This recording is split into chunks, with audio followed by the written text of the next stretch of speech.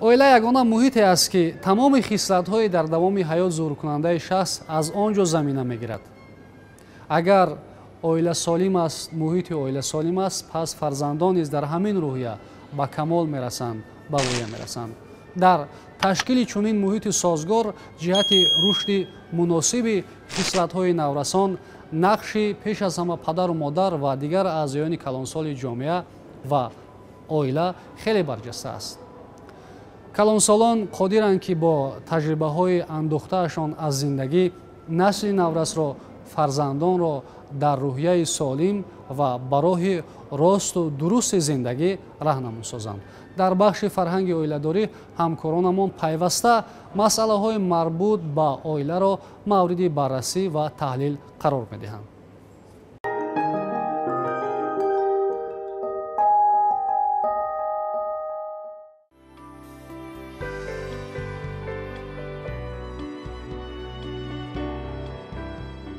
фарҳанги хонавода асоси пойдории оилаҳои ҷавон ва боиси хушбахтии онҳо мегардад.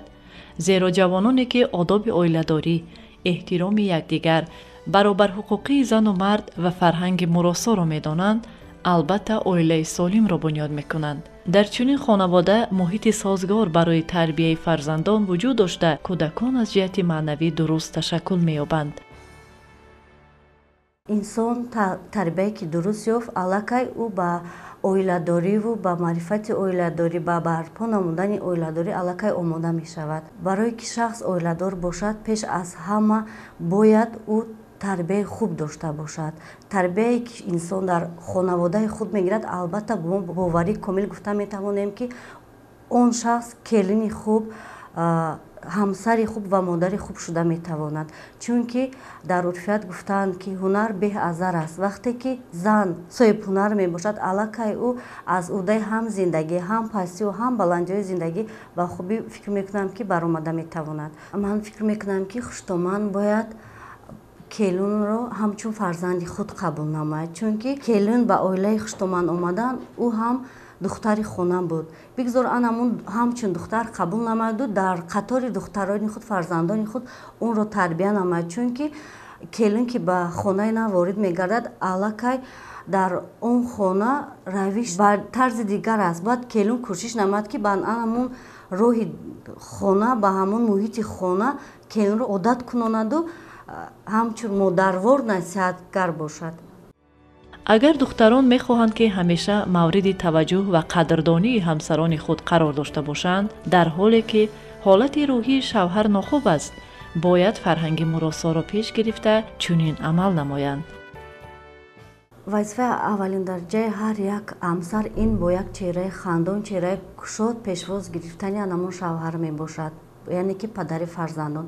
агар ки дар оила ҳамдигарфаҳмӣ, муҳаббат, ишқ бошад, албатта ин оила мустаҳкам мешаваду ва анамун фарзандоне ки дар анамин оила тарбия мегиранд, ман бо боварӣ комил гуфта метавонам ки анамун урфу одату тарбияе ки падару модар доранд, фарзандон аз худ намуда як оилаи солиме дар ҷомеаи мо бунёд мегардад. саодати хонавода ба ақлу хиради ҳамсарон вобаста аст. хушмуомилаю меҳрубон будан ва эҳтиром намудани бузургсолони хонавода боиси некрӯзию зиндагии хубу осоиштаи оилаҳои ҷавон мегардад. пас месазад ки аз рӯзгори пурбаракати падару модарони хуштоле ибрат бигирем.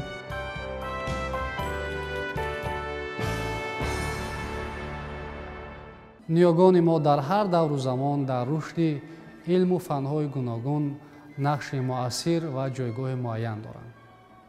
агар дар асрҳои 12-13 мавлоно ҷалолиддини балхи инсониятро ба ваҳдати кул ва шинохти хештан даъват намудааст, ин андешаи ӯро дар асрҳои 13-у 14 шайх Камоли Хуҷандӣ идома додааст. ба ҳар навъе, ба ҳар сурате ниёгони мо дар зовияҳои гуногуни таърих нақш доранд, ҷойгоҳи муайян доранд. бахши нобиғаҳои тоҷике аз барномаи субҳи Тоҷикистон манзур мешавад ҳамин ҳадафро дар пай дорад. шиносоӣ бо рӯзгор, осор ва нақши ниёгони худ дар таърих ва дар ин замина ташаккули шахсияти худ ва саҳми муносиб гузоштан дар ободии ватан Тоҷикистони соҳиби истиқлол. осори бои Закарияи Розӣ аз 164 то 234 номгӯи асарҳои хурду калонро ташкил медиҳад.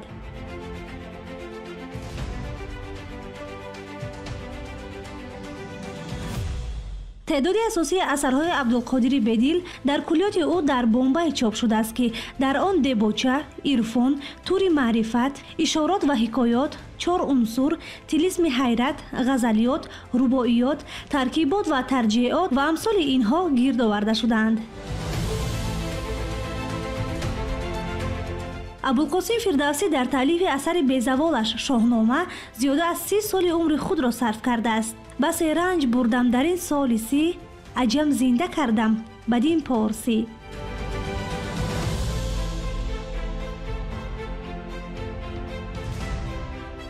سعدی شیرازی سال 1258 در مدت 3 ماه شاه اثر جهان شمول خود گلستان را نوشته آن را به ابوبکر ابن سعدی زنگی بخشید.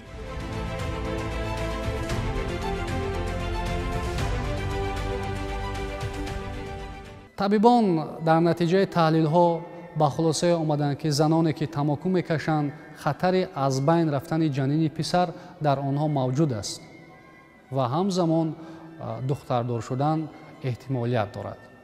кӯдаконе ки аз падару модари сигаркаш тамокукаш дар маҷмӯъ ба дунё меоянд 2 маротиба бештар ба бемориҳои саратон гирифтор шудани онҳо эҳтимол дорад.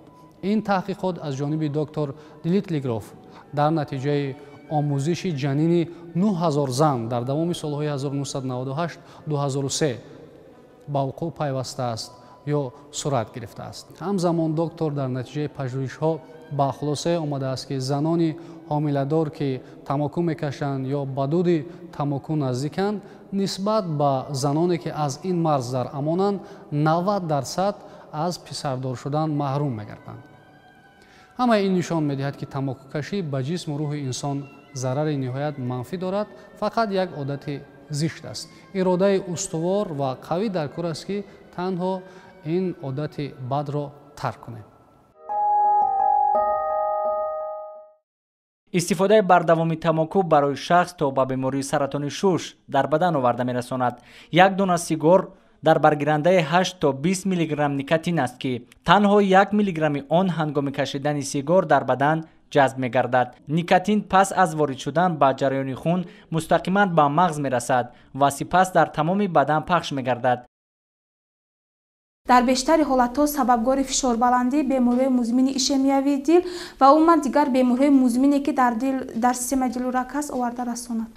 асосан дар системаи дилу раг ва умуман дар дил ин таъсир мерасонад ба эндотелияи ҳамон девораи рагҳо ва дар оянда сабабгори вайроншавии ноустувории ҳамон девораи рагҳо ва сабабгори бемориҳо метавонад шуда. шахсоне ки истифодабарандаи тамоку мебошанд дар марҳилаҳои аввал дар онҳо карахчавии майнаи сар ба амал меояд ва вақте ки дурдароз истифода мебаранд метавонад ки ин ба системаи асаб таъсир расонад, ҳолати рӯҳии онҳоро вайрон кунад ва сабабгори бемориҳои музминӣ гардад. зарари бештари тамоку як шахсе ки дар хона сигор мекашад фоизҳои муайянам исбот шудааст ки метавонад атрофиёнашро то дараҷаи муайян зарарнок гардонад. тамокукашӣ аслан ду навъ мешавад. одамоне ки аз тамокукашӣ осеб мебинанд ҳаст тамокукашии фаъол ва тамокукашии ғайрифаъол. тамокукашони фаъол ин ҳамон шахсоне ки худашон истифода мебаранд ва зарарро танҳо худашон мегиранд. ҳастанд тамокукашони ғайрифаъол. онҳо тамоку намекашанд, лекин дар атрофи шахсоне ки тамоку мекашанд зиндагӣ мекунанд, гӯем ҳаёт ба сар мебаранд ва ҳамин шахсон аз ҳисоби дуди тамокуе ки тамокукаш истифода мебарад метавонанд ки заҳролуд шаванд. пас аз 10-15 сонияи фурӯбурдани дуди сигор моддаи никотин ба мағзи сар мерасад ва нахуст мағзро карахт карда оромиш мебахшад ва онро ба ин мавод муҳтоҷ менамояд ва дар ҳолати идома додани ин раванд мағзро карахт намуда қувваи ҳофизаро суст ва фаромӯшхотириро зиёд мегардонад. дандонҳо ва милки дандонҳо коста мегарданд ва махсусан гардиши хуни милки дандон вайрон мегардад ки дар ин ҳолат ба бемориҳои пародонтоз, пародонтит оварда мерасонад ва аз он ҷумла бо дуди сигор ба организми инсон 30 намуд моддаҳои заҳрноке ки олимон исбот кардаанд дохил мешаванд ки дар ин онҳо аммиак мишак ва алалхусус никотин мебошад ки организми инсонро вайрон мекунад ва ба кори мутаъдилаш зарар мерасонад. таркиби дуди тамоку дорои 4000 моддаҳои зиёновар мебошад. ба тасвиб расидани қонуни ҷумҳурии тоҷикистон дар бораи манъ кардани истифодаи тамоку дар корхонаҳо ва ҷойҳои ҷамъиятӣ бори дигар собит намуд ки истифодаи онро ба як меъёри муайян дароранд. агар мехоҳед тани шумо солим бошад ва ё агар бунёди оилаи солимро мехоҳед, пас аз ин одати номатлуб даст кашед. масъалаи худшиносии миллӣ дар ҷаҳони муосир аз масъалаҳои мубрам ва дар айни замон хеле муҳим аст. донишмандон муҳаққиқон вобаста ба ин назарияҳои гуногунро пешниҳод карданд, аммо умдатарин масъала дар ин росто ин аст ки оё худшиносии миллӣ аз куҷо сарчашма мегирад, чӣ гуна ташаккул меёбад ва он дар муттаҳидиву сарҷамъии миллат ва рушди давлатдорӣ чӣ гуна нақш дорад. вобаста ба ин мавзӯъ ҳоло суҳбате дорем бо корманди осорхонаи миллии тоҷикистон Фирдавси Абдулҳамид. нақши осорхонаро дар тарбияи худшиносии насли наврас чӣ гуна арзёбӣ мекунед? осорхона ин маконе аст ки тамошои он барои ҳамаи қишрҳои ҷомеа дастрас аст. чуноне ки ҳамагон медонем, дар осорхонаҳо беҳтарин офаридаҳои инсоният ҷамъоварӣ, ҳифз ва муаррифӣ мешаванд. хушбахтона дар замони соҳибистиқлолии кишвар ба рушди осорхонаҳо, ба кори осорхонаҳо диққати ҷиддӣ дода шуд. аз ҷумла ифтитоҳи бинои нави осорхонаи миллии тоҷикистон дар наврӯзи соли 2013 аз ҷумлаи рӯйдодҳои муҳими таърихӣ, ҳамзамон дастоварди таърихиву фарҳангии миллати тоҷик дар замони соҳибистиқлолии кишвар мебошад. ва албатта осорхона дар қатори дигар муассисаҳои фарҳангӣ дар тарбияи мардум, хусусан насли ҷавон дар рӯҳияи худшиносӣ, зебоипарастӣ, арҷ гузоштан ба таърихи ниёгон хеле ва хеле муҳим мебошад. албатта мо ҷавонон бояд таърихи гузашта ва имрӯзаи миллати худро мо бояд хеле хуб донем. ҷонисориҳои фарзандони фарзонаи миллат, он қаҳрамониҳое ки фарзандони фарзонаи миллат яъне иҷро намуданд ва он таърихи кӯҳан ва таърихи бое ки миллати тоҷик дорад, мо бояд онҳоро хеле хуб донем ва барои расидан ба ин мақсад чӣ кор кардан лозим? барои расидан ба ин мақсад мо бояд ба осорхонаҳо ташриф биёрем, ба мавзеъҳои таърихӣ равем, асарҳои зиёд хонем, то ки аз таърихи кӯҳан ва дастоварди имрӯзи миллати тоҷик мо ошино бошем, ҳама вақт шинос бошем, то ки хештаншиносии худро тақвият бахшем.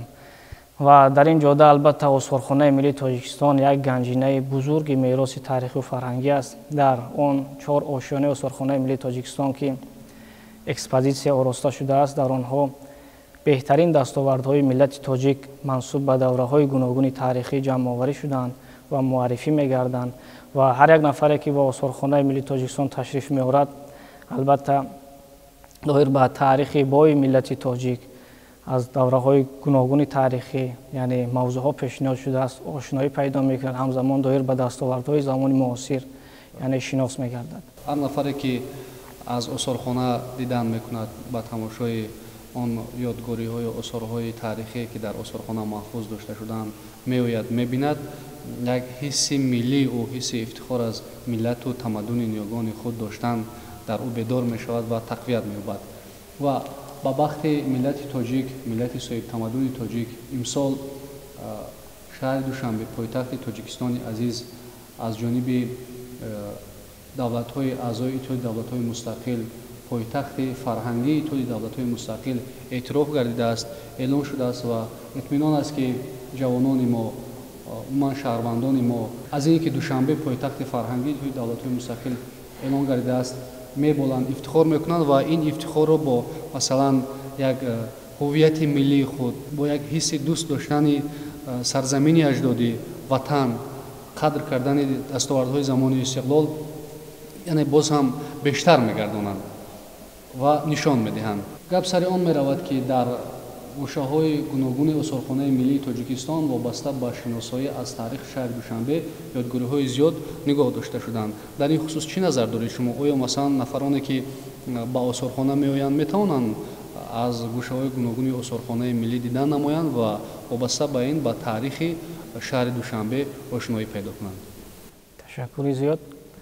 албатта ин боиси ифтихор аст ки шаҳри душанбе соли 2021 ҳамчун пойтахти фарҳангии иттиҳоди давлатҳои мустақил яъне эълон гардид ва ин албатта боиси ифтихори ҳар як сокини ҷумҳурӣ ва махсусан сокинони шаҳри душанбе мебошад ва ин моро водор мекунад ки бозам сокинони пойтахти азиз ва он муассисаҳое ки дар шаҳри душанбе фаъолият мекунанд бозам зиёдтар фаъолият намоем, кор кунем ва дар ободу зебо нигоҳ доштани пойтахти азиз биноҳои ва иншоотҳои муассисаҳои худ яъне саҳмгузор бошем.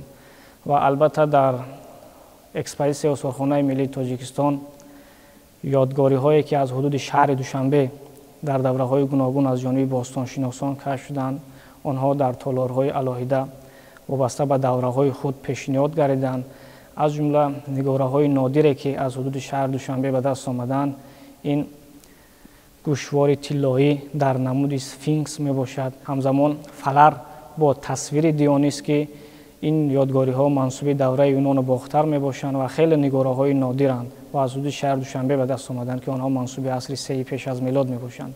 ва ҳамзамон аз ҳудуди шаҳри душанбе сикаҳои гуногун ба даст омадааст ки мо намунаи онҳоро дар толорҳои осорхонаи миллии тоҷикистон пешниҳод намудаем ва қадимтарин сикае ки аз ҳудуди шаҳри душанбе ба даст омадааст, ин мансуби давраи юнону бохтар мебошад, яъне ба асрҳои сеи пеш аз милод мансуб аст.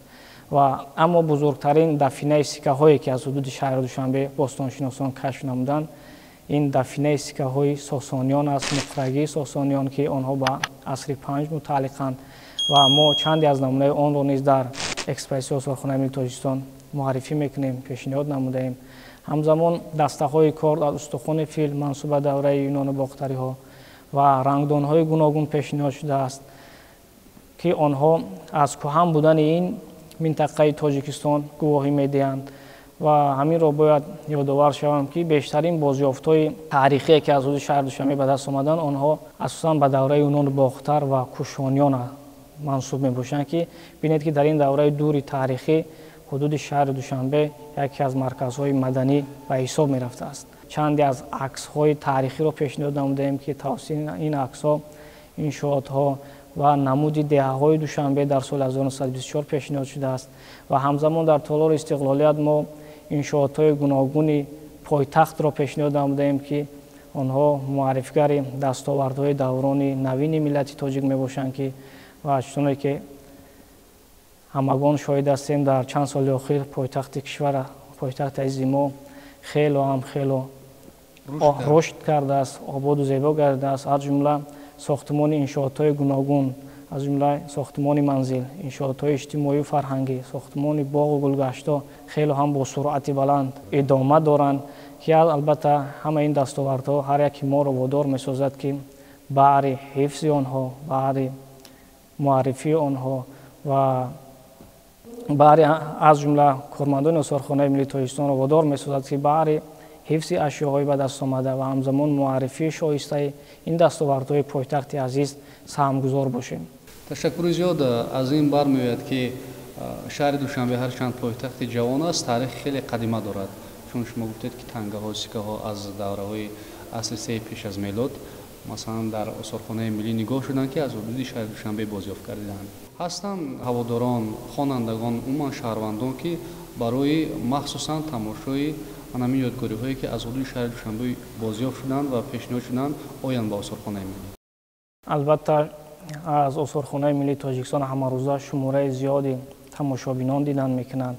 аз ҷумла дар қатори шаҳрвандони дохилӣ низ шаҳрвандони хориҷӣ низ ҳастанд ва дар осорхонаи миллии тоҷикистон шӯъбаи оммавии экскурсионӣ фаъолият мекунад ки кормандони ин шӯъба қодир ҳастанд ки бо забонҳои гуногуни олам аз ҷумла забони русӣ, забони англисӣ, забони арабӣ, забони хитоӣ, забони ҳиндӣ ба меҳмонон сайри осорхонавӣ гузаронанд ва ҳамзамон ҳама сола дар арафаи ҷашни пойтахт, рӯзи пойтахт дар моҳи апрел чорабиниҳои махсус вобаста ба шаҳри Душанбе дар осорхонаи миллӣ баргузор мешавад ва дар доираи чорабинӣ ташкил намуда гурӯҳи зиёди хонандагон ҷалб мешаванд, донишҷӯён ба осорхона ҷалб мешаванд ва албатта ба таърихи шаҳри Душанбе ва он бозёфтҳои нодире ки имрӯз дар осорхонаи миллӣ ҳифз мешаванд дар доир ба инҳо як маълумоти муфассал мегиранд. ҳастанд омӯзгороне ки дар вақти дарсҳои тарбиявишон бо ҳамроҳии донишҷӯён ва ҳамзамон хонандагони мактабҳои ибтидоӣ махсусан барои дидани ёдгориҳои шаҳри Душанбе меоянд ва дарсҳои худро, курсҳои махсуси худро дар гӯшаҳое ки вобаста ба шаҳр Душанбе аст баргузор мекунанд ва ҳамзамон сайёҳони хориҷӣ низ ба пойтахти азизи мо мисол ба он маводҳое ки аз ҳудуди пойтахт ба даст омадан диққат медиҳанд.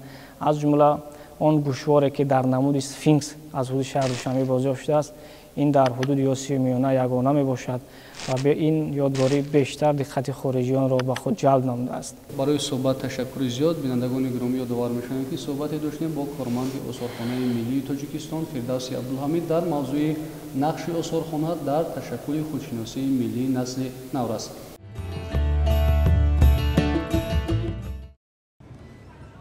тавре ки ҳамсуҳбати мо изҳор доштанд, воқеан нақши осорхона дар ташаккули худшиносии миллии наврасон, ҷавонон ва умуман ҷомеа хеле барҷаста аст.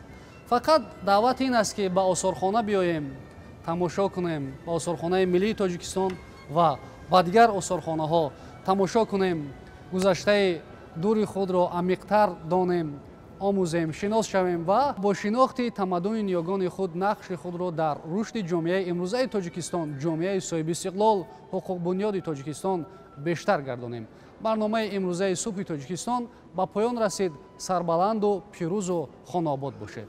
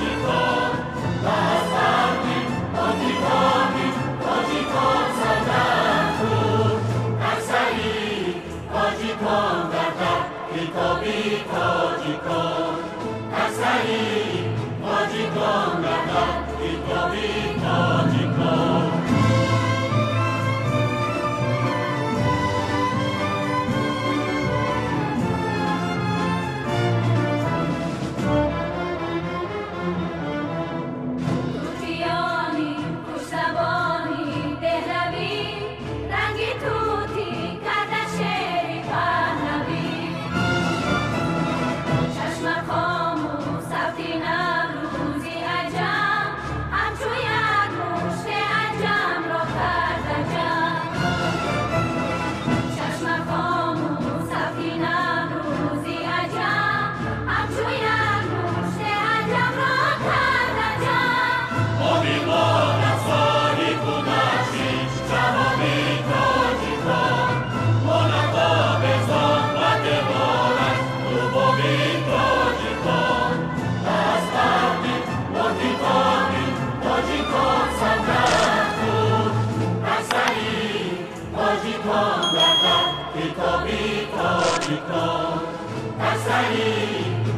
Thank you.